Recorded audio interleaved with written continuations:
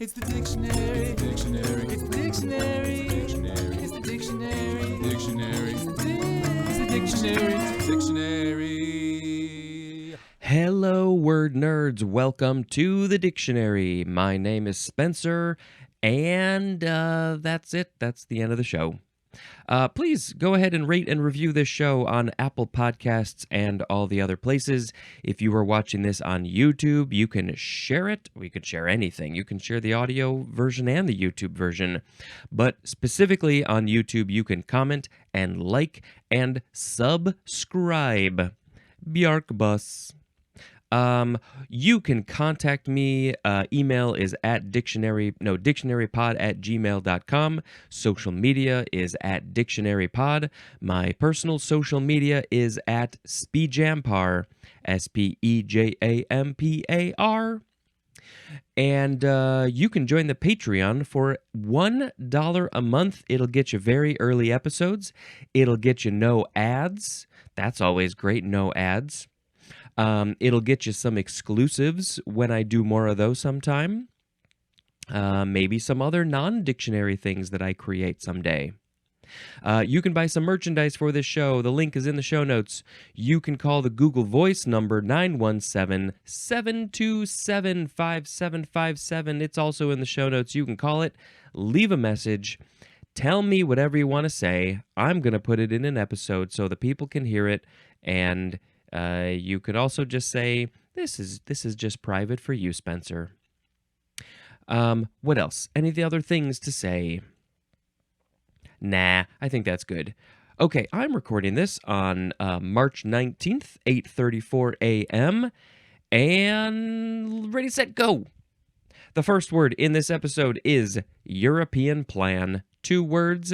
The E in European is capitalized. Noun from 1834, a hotel plan whereby the daily rates cover only the cost of the room. Compared to American plan. I don't at all remember reading American plan in terms of a hotel. This is fascinating.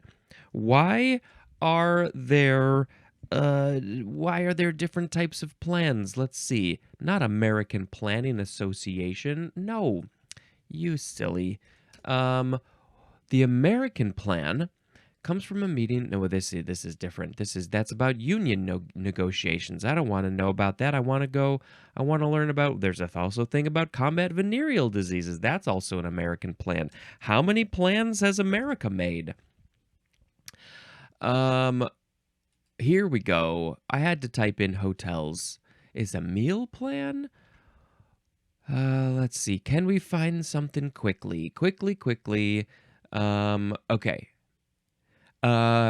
It can be abbreviated to AP in hotel listings, I guess. It means that the nightly rate quoted by a hotel or resort includes 3 meals a day, breakfast, lunch, and dinner.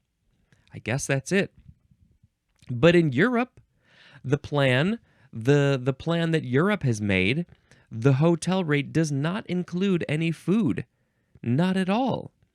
It only covers the cost of the room. I have never heard of this American plan. I have never heard of this European plan.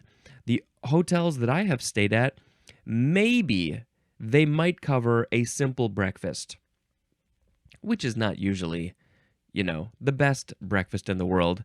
Sometimes they're good, but not if they're including it, it's probably not the best breakfast. It's fine. But I don't think it's ever included a lunch or a dinner either.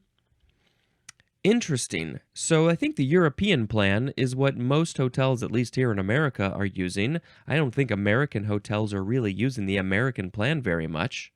But it did say resorts as well. And there are, we call them all-inclusive resorts. Those include breakfast, lunch, and dinner, and maybe a bunch of drinks too. All-inclusive, everything's inclusive. But you got to tip. You should probably tip. I recommend that.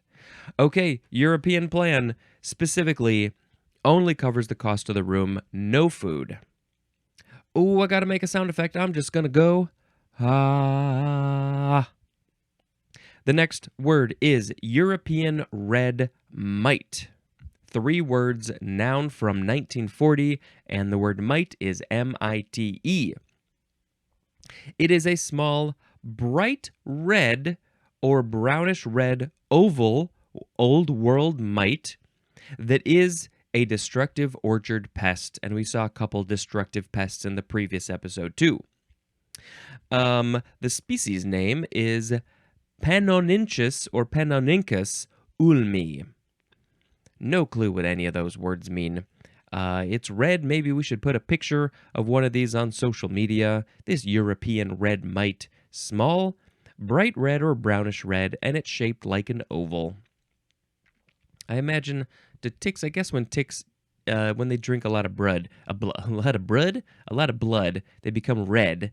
And or they probably look kind of red, but specifically they get more ovally shape because their body fills up with the blood. Okay. The next word is europium. Europium, noun from 1901. I thought this would have been capitalized, but I guess not. This is a divalent and trivalent metallic element of the rare earth group found especially in monazite sand. And it says to see the element table. Also, the EU prefix, which was 5 or 6 episodes ago. The EU symbol is for europium. It's divalent and trivalent, something about 2 and 3. Metallic, rare earth. It's mostly found, especially in monazite sand, which I've never heard of this type of sand before. I'm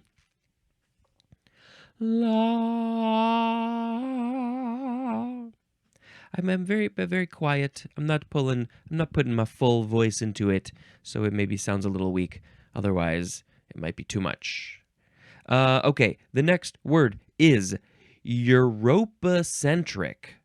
Europacentric with a capital E, adjective from 1926. The synonym is Eurocentric, which was in the previous episode, and so it seems like Europacentric maybe was a little bit too hard and clumsy to say. So then they said, well, just simplify it to Eurocentric. We don't need to say the whole name of our continent.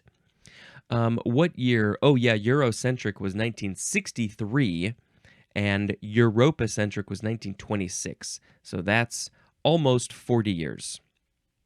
Europacentrism is a noun. The next word is Eurozone. Eurozone. Noun from 1955. The geographical area comprising the countries that use the euro as the official currency. So this is, I guess, the European Union. They use the euro. So that whole area, the whole area in Europe that uses the euro, that's the Eurozone, because it's the zone, the physical space where they use the euro. The Eurozone. Eurozone. The next word is a prefix, eury, E-U-R-Y. It means broad or wide, as in Eurohaline or Eurohaline, which is coming up real soon. We'll get to learn all about that, something that's wide, broad or wide. This is from the Greek word euris, which is akin to the Sanskrit word uru, U-R-U. You are you, and me is me. Ken is me? And then, so that word euro, it means broad or wide. So that's what it is. Yuri. Okay, let's move on to the next word is Eurybathic. E-U-R-Y-B-A-T-H-I-C. Adjective from 1902. Capable of living on the bottom in both deep and shallow water. So it doesn't matter how deep the water is. Could be shallow, could be deep. But this thing, something that is eurybathic, can live at the bottom of either one of those situations, or anywhere in between, shallow all the way down to deep. And so they just like to live at the bottom of the water, and they can the pressure. It sounds like doesn't matter what the pressure is in the water. They just like it down there deep, on the sand, and maybe there's some coral, and maybe some other things. This is from eury prefix, which I assume means wide or broad, but also the Greek word bathos, which means depth. So how is that wide depth, broad depth, big depth, all the way down the deepest part of that water?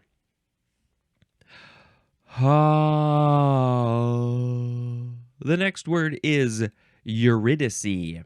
Capital Eurydice. And of course, us Americans, we Americans want to say, based on just how we say words and put the letters together, we would want to say Eurydice.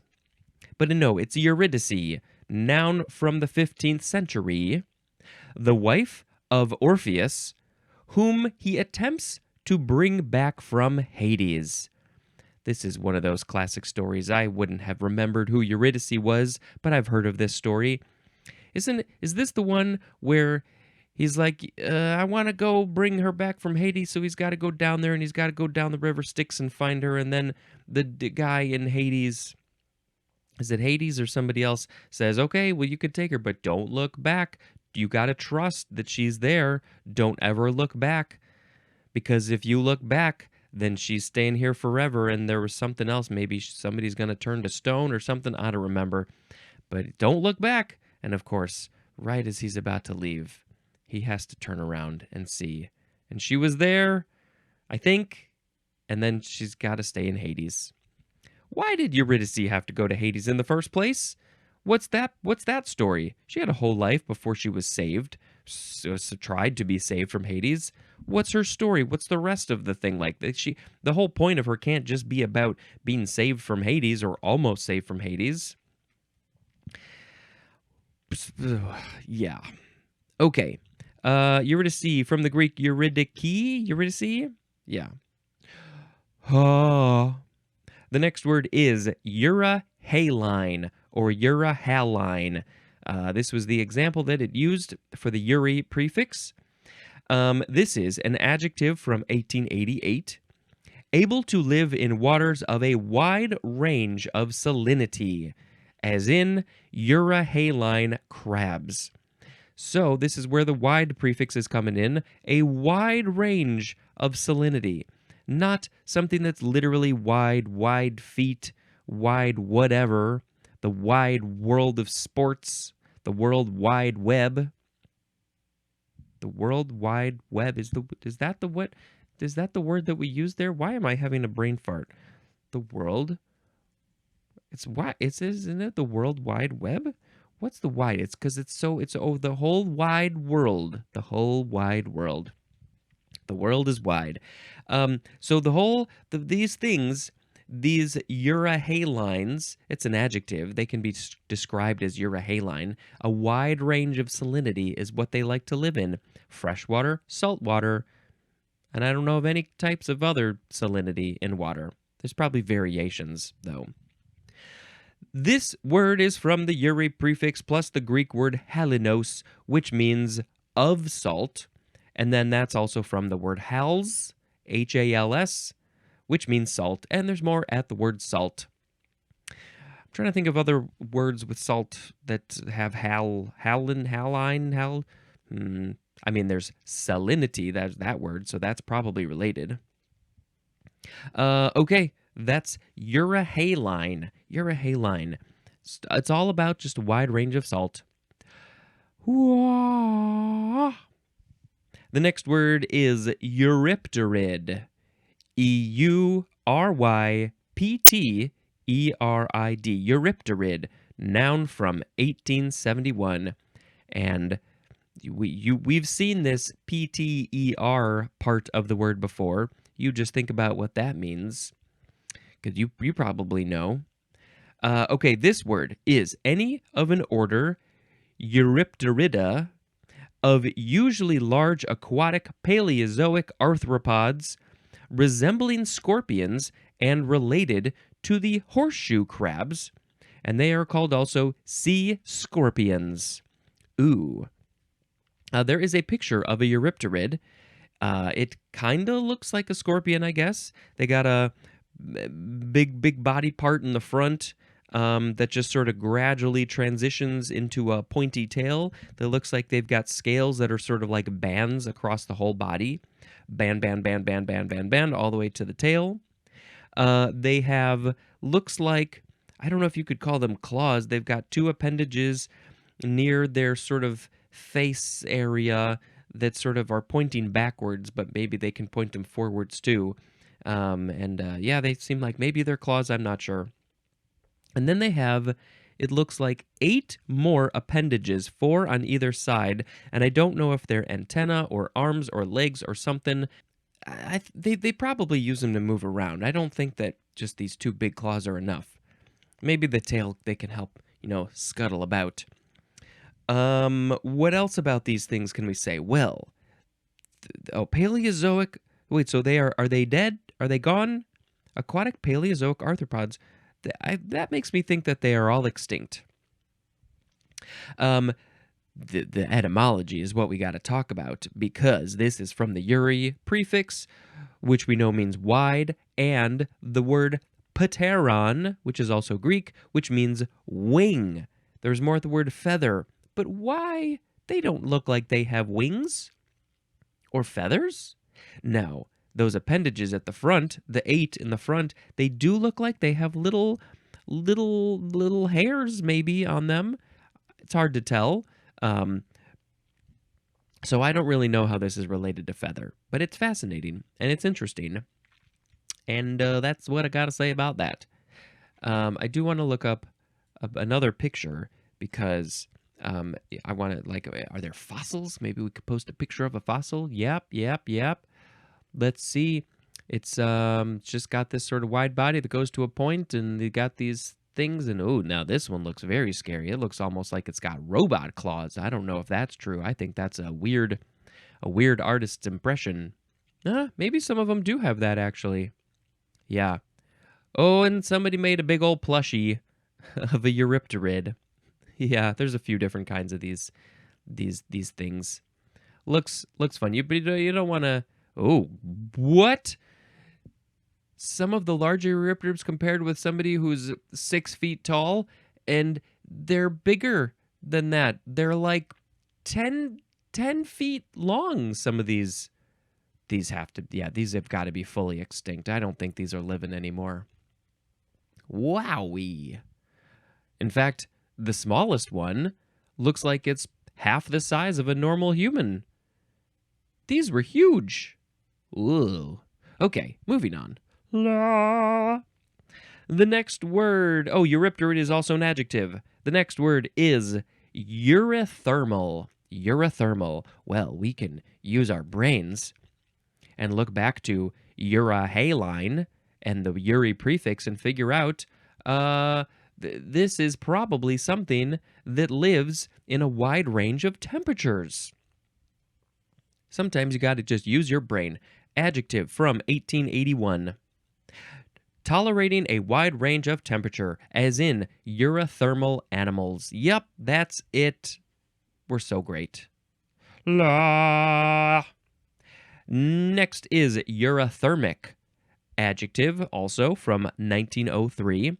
And the synonym is just eurythermal, so it's the same thing. Euthymus. With an M-O-U-S at the end. Adjective from 1940. We keep on going later in years. The synonym is eurythermal again. Why? They were like eurythermic. Wait a minute. Oh yeah, eurythermal. That's that. And then we had eurythermic. And then we had euthymus. So eurythermal was from the 1880s. And then later they were like, well, we can come up with a better name. And then it didn't stick. And then later they were like, well, can we come up with another better name? Is there a better name than urothermal? Eurothermus. No, we didn't stick either. I think urothermal is the one that people use mostly. Yeah. La. Next is eurythmic. Ooh. EURYTHMIC. You could also, what's the difference with this one? Eurythmic, there's an H. EURY, no, EURHY. The word rhythm is in there. I like that. Eurythmic is an adjective from 1855. Number 1, the synonym is harmonious. I wish that there were multiples of me so I could go ha ha ha. Number 2, for eurythmic, of or relating to eurythmy or eurythmics. Those are coming up. Let's talk about those. Ha. Eurythmics, noun from 1912. Again, you can put in the H or not. Some of you might be aware of a band called the Eurythmics. This is the art of harmonious bodily movement, especially through expressive timed movements in response to improvised music. Now, I don't know if the band, the Eurythmics, were improvising their music. I doubt it. I think they were pretty well written. Maybe they improvised a little bit. But this is the art of harmonious bodily movement through expressive timed movements in response to improvised music. In response to improvised music. So the music is improvised, and then you're just doing an interpretive dance. That's all this is. You're moving your body in whatever ways that the music makes you feel. Anytime you're dancing, unless it's like fully choreographed. Even then, you could probably call it eurythmics. Ooh, I'm doing the eurythmics, 'cause the music is making me feel like that. Ugh. This is why you need to watch the videos. Not that it was the most interesting dance in the world, but it was something. And I could only do it with my arms. Yeah. Okay, eurythmic. This is from the Latin eurythmia, which of course comes from the Greek. It means rhythmical movement. Rhythmical movement, which is from the Greek eurythmos, which means rhythmical, which is from the EU prefix, not the EURY prefix. The EU prefix plus rhythmos, which means rhythm. So the EU prefix was well or easily or good or true. Why exactly did they put the EU prefix before the word rhythmos? Good rhythm, true rhythm. Not exactly sure what happened there. Like what was the meaning? What's the real meaning of all that? I don't know, but it's good enough for me. Eurythmics. Yeah, just harmonious bodily. Now, how can your bodily movement be harmonious? It can. La.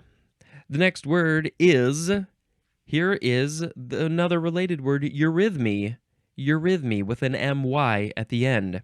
Noun from 1949. This is a system of harmonious body movement to the rhythm of spoken words. Ho ho. So, if you are then doing some interpretive dancing as I am speaking this podcast to you, then that would be some eurythmy. Why specifically spoken words? The etymology, trying to find something different.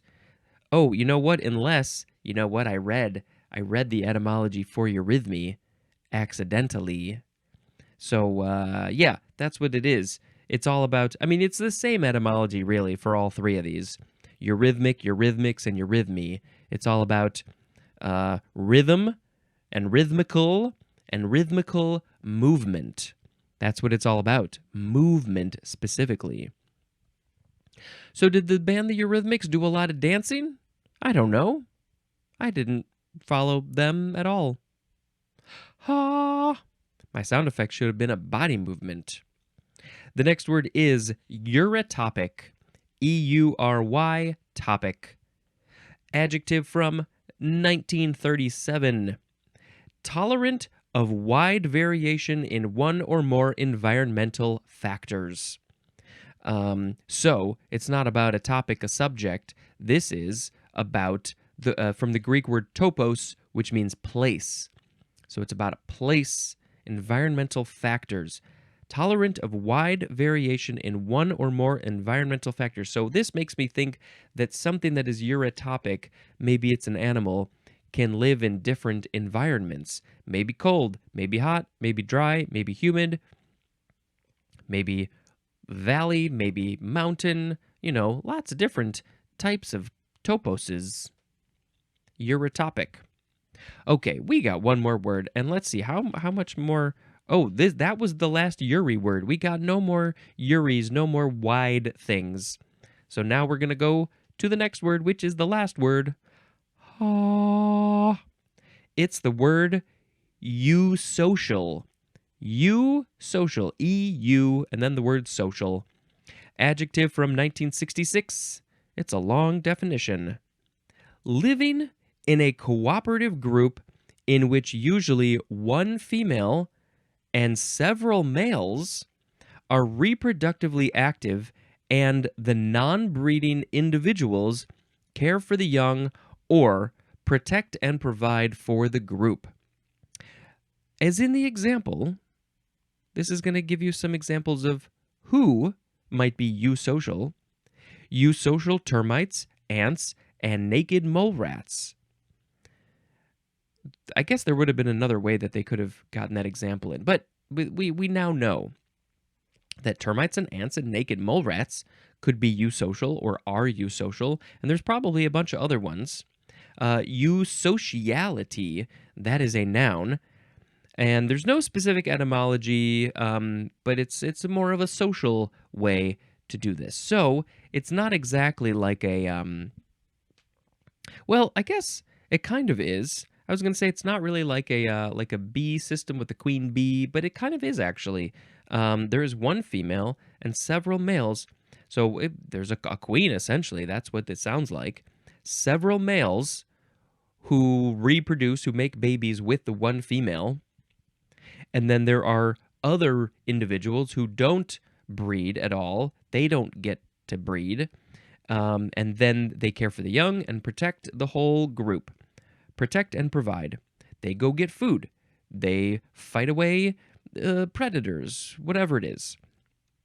I was just listening to a podcast not that long ago, and they were talking about naked mole rats in a specific place, and I think that they had a whole change of the queen, and they were trying to figure out what happened exactly. They were living harmoniously. They were doing the eurythmics, and then the whole structure changed. And I guess, like, I know in a bee situation and probably other ones that you can tell easily who's the queen. For some reason, they're bigger. For some reason, something happens and they're able to be huge.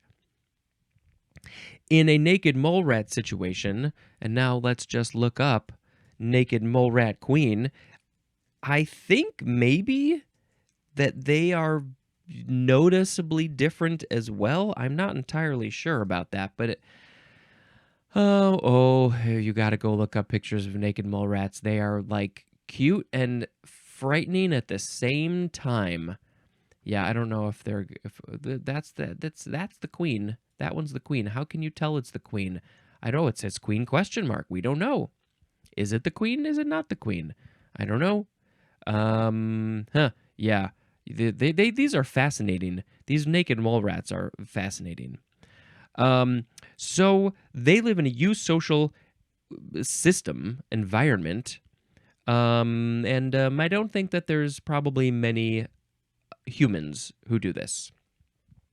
All right, let's pick a word of the episode. We had European plan, European red mite, Europium, Europacentric, Eurozone, Uri, Eurybathic, Eurydice, Urahaline, Eurypterid, Eurythermal, Eurythermic, Eurythermus, Eurythmics. No, that's not how you say this word. Eurythmic, Eurythmics, Eurythmy, Eurotopic, and eusocial. Eusocial. What's the EU use it going there for in the eusocial? Good, true. I don't know. This is one of the more confusing prefixes I've come across for some reason. I don't know. I don't understand. Well, like, how do you fit that with the word social? I don't know. If you know, please let me know. Email me, voicemail me, whatever.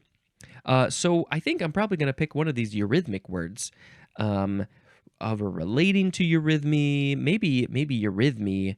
Eurythmics is the art of harmonious bodily movement. Eurythmy is a system of harmonious, but let's do the art. Yes, let's do eurythmics. Yeah, let's do eurythmics. I wish I could think of one of their songs off the top of my head. Maybe I'll look one up real quick. And of course, I did, and I am aware more of the eurythmics than my brain knows. They are a pop duo. It looks like Dave Stewart and Annie Lennox are the main duo, but they got other people too. I have definitely heard of Annie Lennox. I think she had a whole successful solo career as well. They look just so pop duo-y. And you know, when you look up their song, "Sweet Dreams" is like the main one, and you know, I can't like technically sing it because I don't want to pay to sing it. Eurythmics are made up of two people. That's a song that I have sung. Okay, that's fine. It's movie time, people. Here we go with the movie time. Oh yes, we watched a very, very silly movie called Dix the Musical, and this is a very adult movie. And it's a musical with fantastic songs and fantastic singing and dancing, and it's a weird concept, and they find the line and they go right over the line. They're like, screw that line, it's behind us, we're going way over there. And it's just bonkers crazy. And I don't think it's gotten the greatest reviews, but it's not meant to be like Citizen Kane or something like that. It's called Dix the Musical. What do you expect? It's very silly and adult and funny. Okay, that's the end of this episode. Thank you very much for listening and watching. And until next time, this is Spencer, dispensing information, sometimes with some eurythmics.